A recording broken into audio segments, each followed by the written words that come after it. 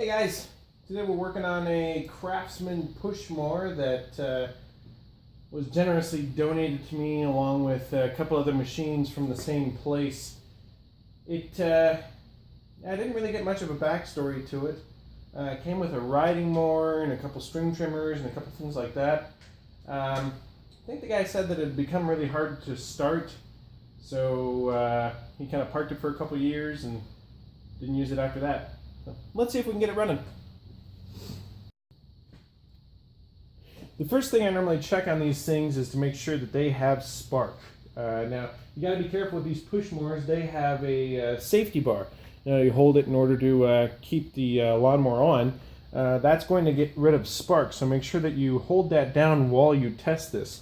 Now, this is just one of those, I got mine at Harbor Freight, but I think they're kind of everywhere, spark testers. This will light up right here if we do have spark. So let's give it a go and see. I have to trust you guys.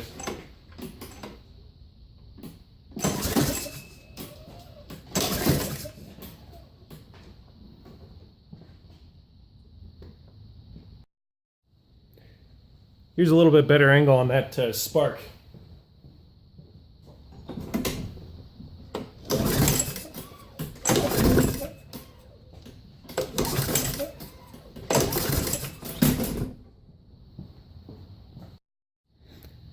Alright, so as you can see, that light lit up, so we are good to go as far as spark goes. The next thing to check is, of course, whether or not it has oil. If I'm smart enough to take the dipstick out. And you can see it's low, but it's not out. Should be enough to test it at least, get it to fire up.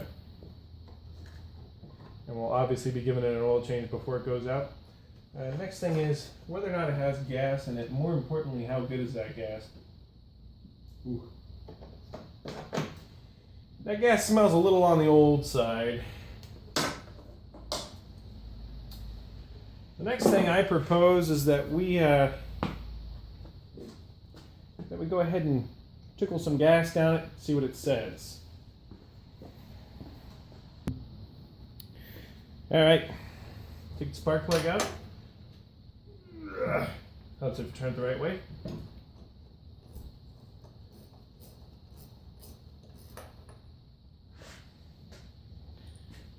Spark plug doesn't look too bad.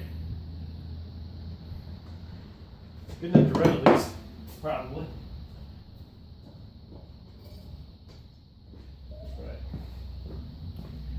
This is just some gas in a can I have. It has this little rope on the end of it, so it's a little easier to get into tight places like that. We'll give it a little dribble. And we'll see if she'll come up and make some noise.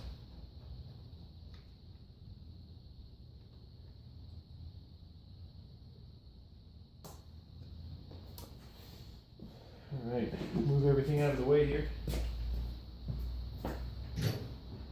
Let's see if she goes boom. Noise alert.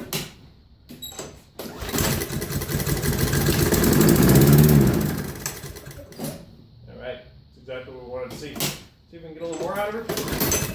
Oh, that's all she'll give us. Alright, I got you moved over here. Let's go ahead and take out this air filter. See what else she has hiding for us. Now the next thing is probably going to be kind of what's going on with the gas here.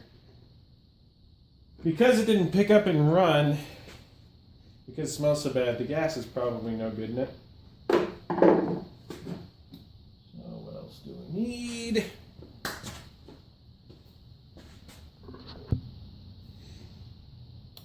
Alright, now we're just taking off this back plate in front of the carburetor.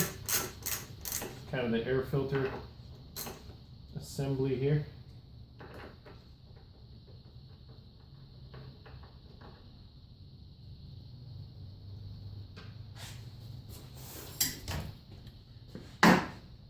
Use one of those.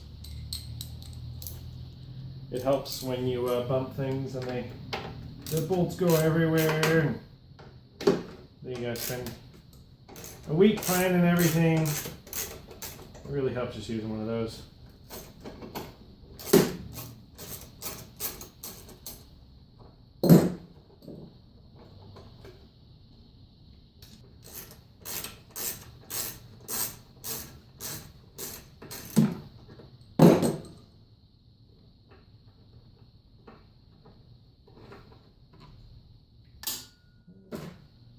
All right, there's our prize.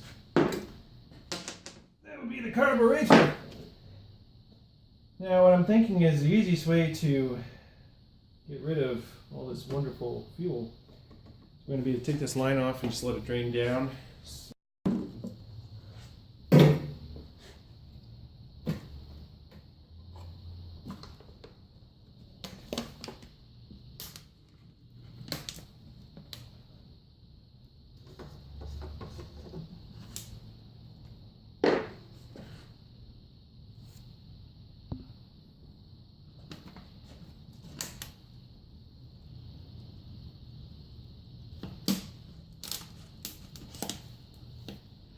Honestly, I've seen a lot worse, but this is probably bad enough to not run. Of course it's full, because why wouldn't it be?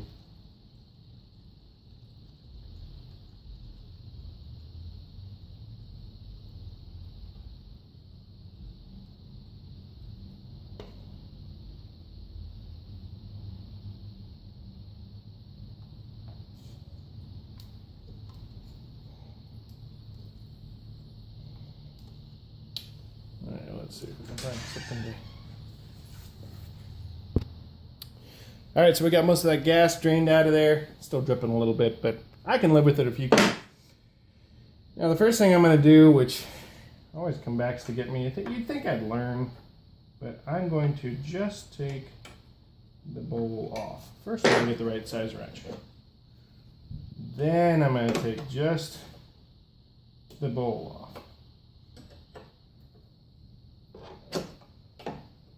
Seems like every time I do this, I end up having to take the entire carburetor apart.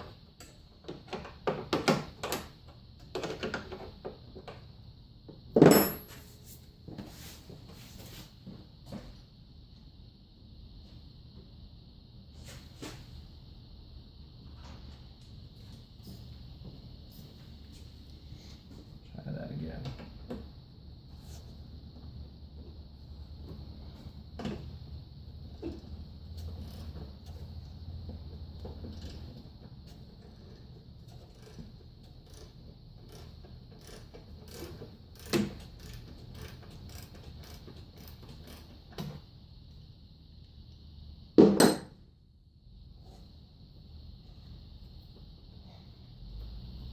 Occasionally, though, you will be able to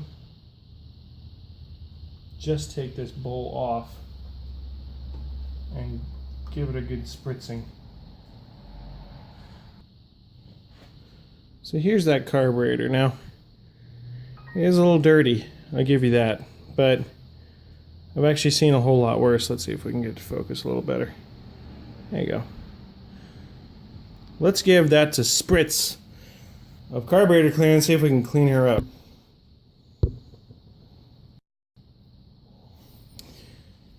Alright, here we are after cleaning. Now, unfortunately on this one I actually ended up using a little brass bristle brush to get that remnants down in the kind of crevice down there. The reason I want to avoid that is because these carburetors ship with a special kind of protective coating. Brass brush probably isn't going to do too much damage, but like sandblasting them and that sort of thing, you get rid of that coating, and it seems like if you come back a year later or whatever, you run into a lot more issues where it starts pitting really, really bad. Sometimes it's your only option, but you know, if you can avoid it. Now let's get this guy back on.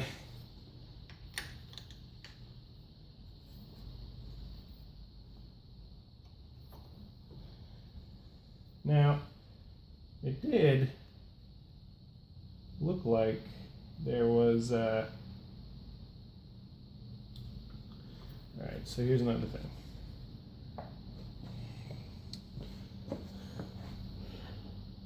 So this guy right here, if we can focus, is your main jet. Now, see that hole at the very top? That lets fuel in. But what you really need to concern yourself with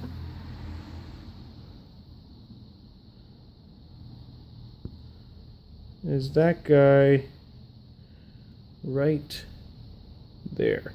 See if I can point it to you.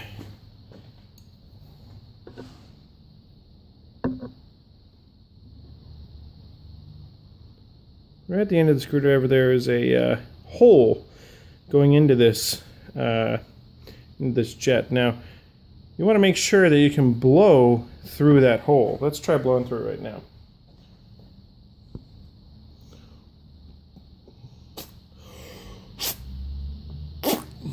No such luck. So, I'm going to go ahead and see about picking on it a little bit.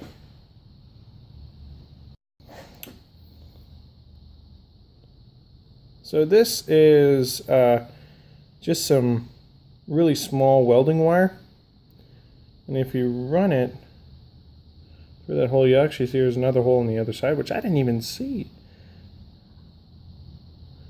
And then we're gonna run it through the top there too. Now, I bet you we can blow through it now. Haha! Alright, that was the issue. I'll bet you. So, toss our bowl back on, make sure our gasket's intact, which it is.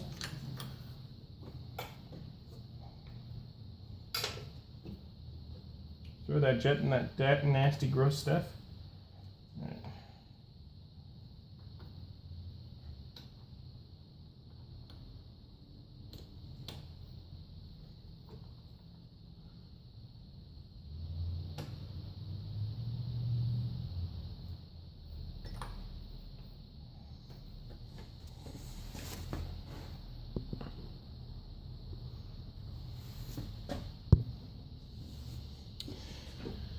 All right, taking her back up.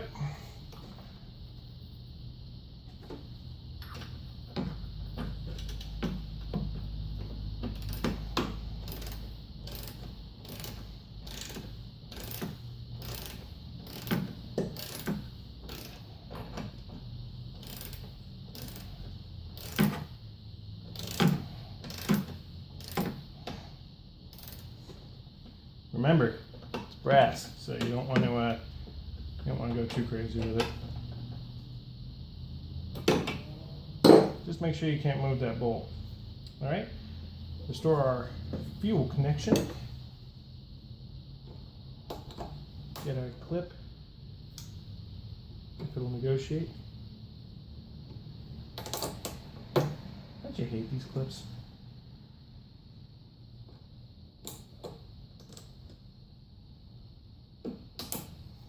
Alright, that is restored.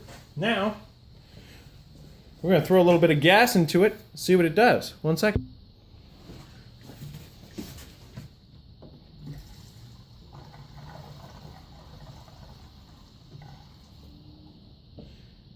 Quick tip, don't put a lot of gas in because something always leaks or goes wrong and you got to deal with all that gas.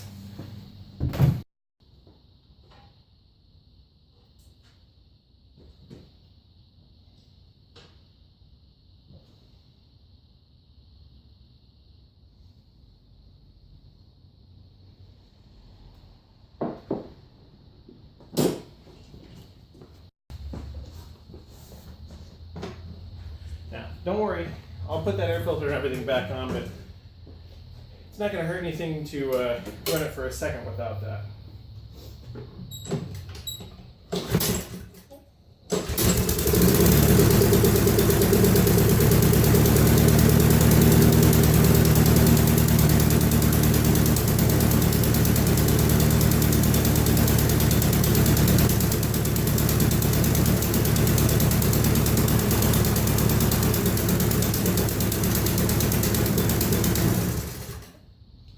That's not running too good, is it?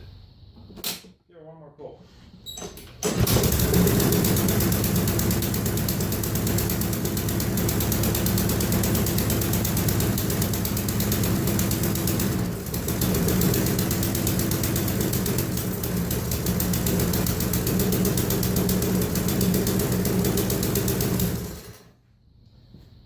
another look.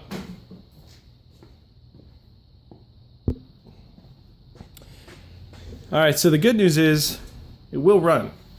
The bad news is it isn't running yet. So, as I suspected, I think we're probably going to have to take that carburetor apart. So, let's see about doing that now. I'm thinking if we take that top cover off, we might get a little better access. Let's see how much those rusty screws want to negotiate.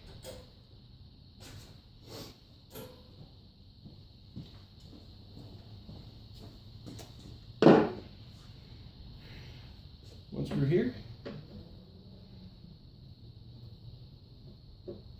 Didn't even fight.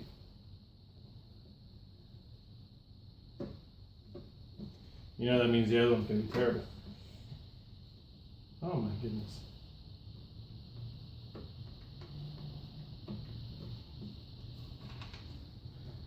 All right. Set that guy over here for now. A couple things you got to look out for. One is the top of this carburetor. You've got all this linkage here. That doesn't seem to be moving very much. Well, you know what? That's the issue. This choke is totally stuck shut. Take a look at that. See if I can get you a better angle here.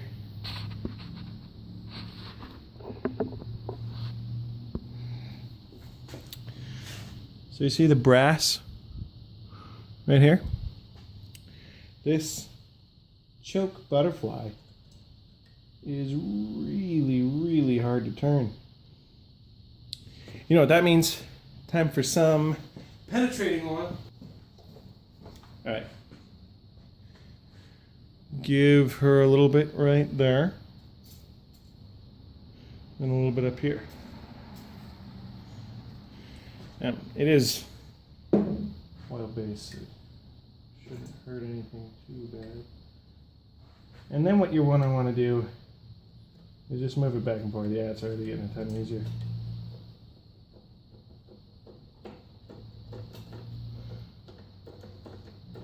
Let that penetrating oil kind of do its thing. Now see, look. Before I couldn't move that at all. Betcha that was our issue. Let's take another try at giving it a start. Real quick, let's put that cover back on. I don't have to start it, but you know that if you don't, you're going to regret it and lose these little screws.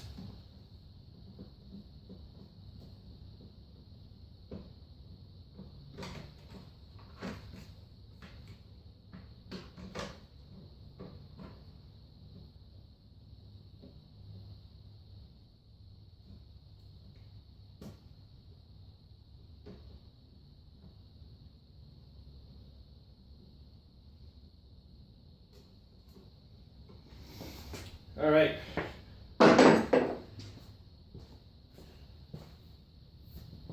Now that that carburetor is choking properly, let's try starting it again. Take two.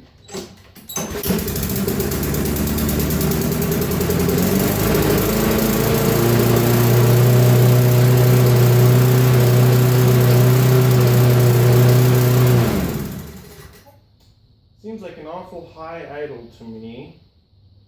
Let's take another look.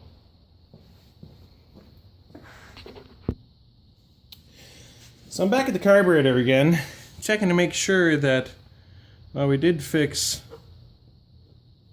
this guy. I want to make sure that the throttle shaft, yeah, see was a little on the stuck side. Let's give it another douse or two.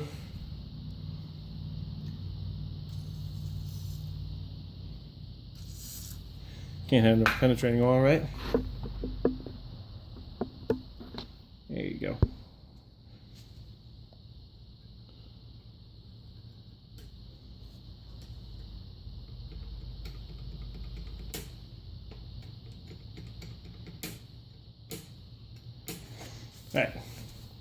take another whack at starting it.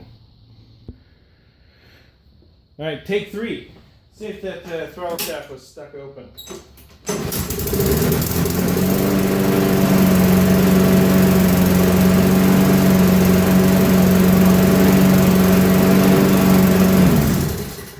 Yeah. That's exactly what we wanted to hear. That was a beautiful, beautiful idle. Now, while we try it, I'm very suspicious that this cable isn't doing a dang thing. It doesn't feel like it's doing anything.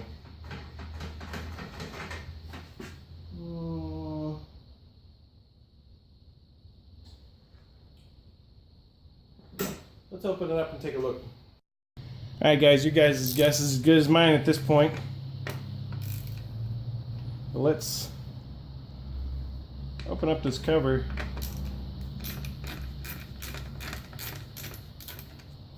And see if we can find what's going on with this thing. It feels like just the cable's disconnected or something. Could very well be broken too, though.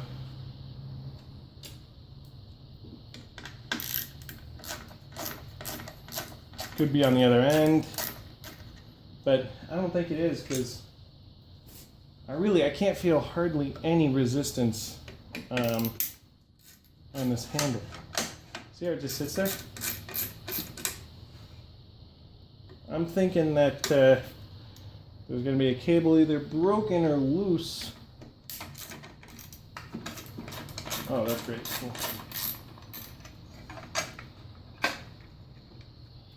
In here somewhere. All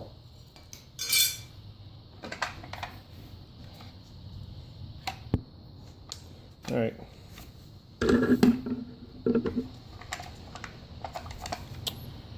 Now, how does one open this? Now, if you look in here, you can see some cables loose in there. Well, let's turn on another light. Alright, so I found out if you just pry in this cover comes right off. And as you can see, if I can get this back to the way it was, my thoughts were exactly correct. This guy right here isn't doing anything. After some further investigation, I found out that my cable is not doing so hot. That would be the main issue right there.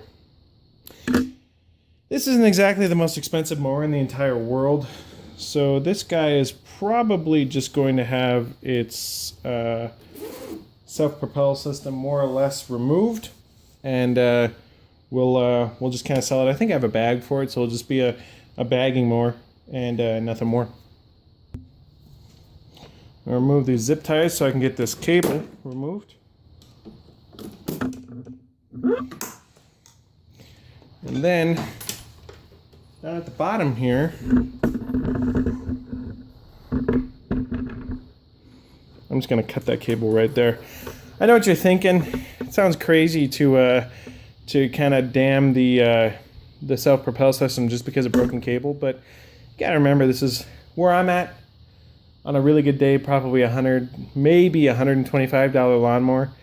And it's not worth putting a $30 cable on. So let's get that clipped real quick.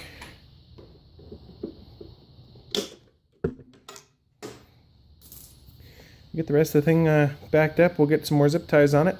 Clean it all back up. Get a couple zip ties here. Place the ones we had to get rid of.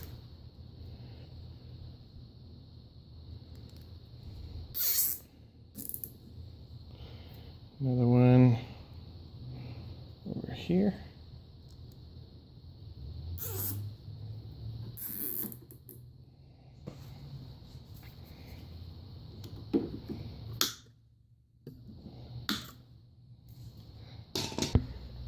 All right, we got the air filter back on. Let's give it one more final pull, make sure it still runs.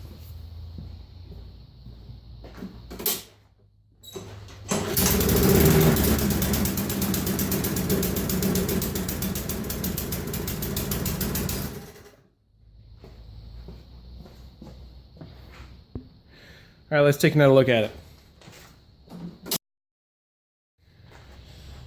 All right, so it seems like we still have a choke issue on this guy. The thing that kind of actuator, I guess you'd say, that pulls the choke back once it has enough vacuum is doesn't appear to be working. I don't know what's going on there. Let's take a quick look. This is actually going to give us some facts. That's enough. That gives us some.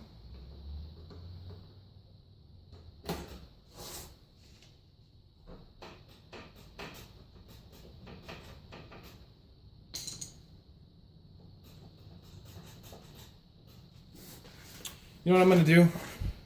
I'm going to go ahead and spray that down with some more lubricant, and we'll see if that helps.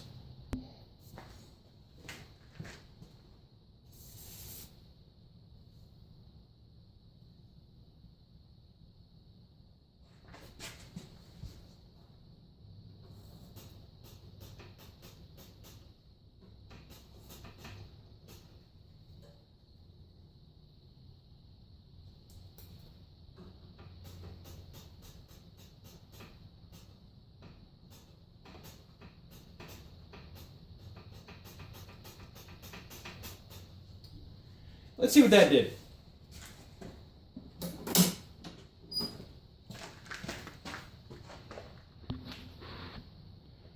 All right.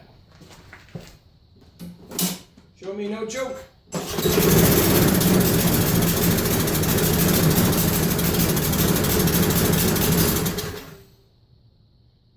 This will require a little bit of further investigation. Hey guys. So, I ended up messing with this quite a bit.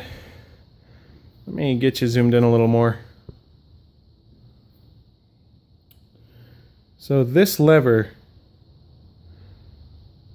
that's choke on, that's choke off. Then down here, this is the throttle blade. So,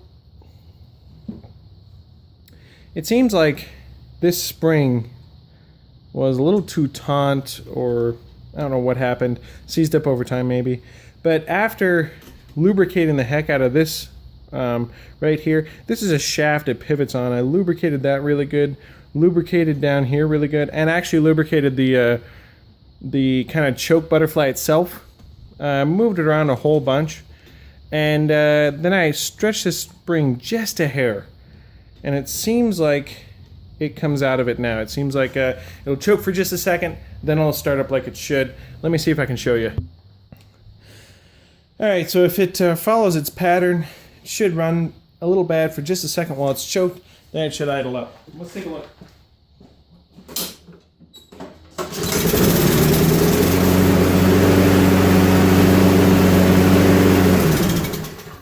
One more time for a surety.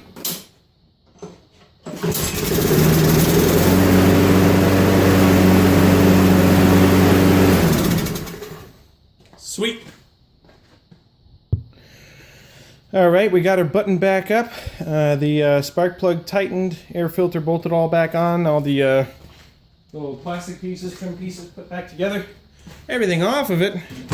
Let's give it one more pull, make sure that it'll actually run good for us the way it should be.